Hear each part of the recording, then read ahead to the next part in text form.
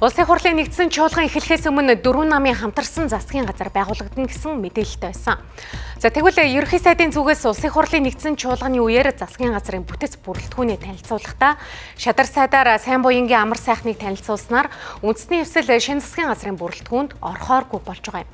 За улсын хурлын чуулганаар гишүүд шинээр томилогдож байгаа сайднараас нийгмийн эдийн засгийн нөхцөл байдлууд болоод цаашид анхаарах асуудлуудаар асуулт хариулт авч хурал үргэлжилж байгаа юм байна.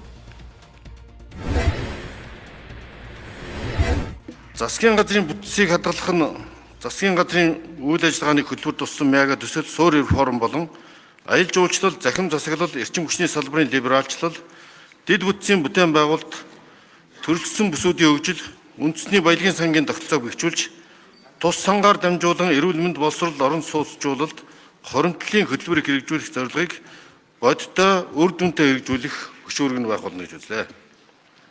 За мөн энэ шинээр байгуулах засгийн газрын бүрэлдэхүүнд улсын хурлд суудлын бүхий намуудын төлөөллийг оролцуулах нь хамгийн оновчтой шийдэл гэж үзлээ. Яагаад гэвэл засгийн газрын үйл ажиллагааны хөтөлбөр бол сонгогчдын саналыг хаяхгүй байх зорилгоор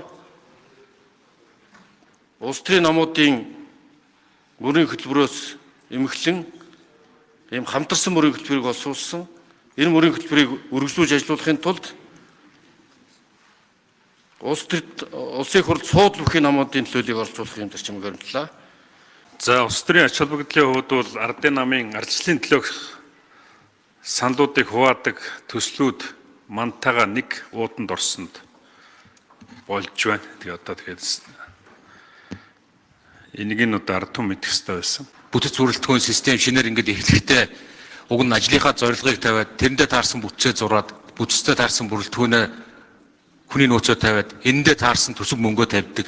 Гэтэл одоо ингээд төсөглөөс нь шууд хүнээсээ эхлээд ингээд явчих юм байна л да. Тэгэхээр өмнөх бүтэц бүрэлдэхүүн, бүтэц тогтолцоо маш сайн байсан. Ийм учраас үргэлжилж байна. Тэр тусмаа засгийн газрын сайд нарын 50% будж үлэрч байгаа шиг байна. Тэгэхээр маш сайн байсан гэсэн дүгнэлт гарч байгаа шиг байгаа. Тэгэхээр яг өнөөдөр нөхцөл байдал ямар байгааг би бас та нарт цөөн тоогоор бас хэлье. За өнөөдөр төсвийн орлого өдөөмж хэмжээгээр тасарсан байна.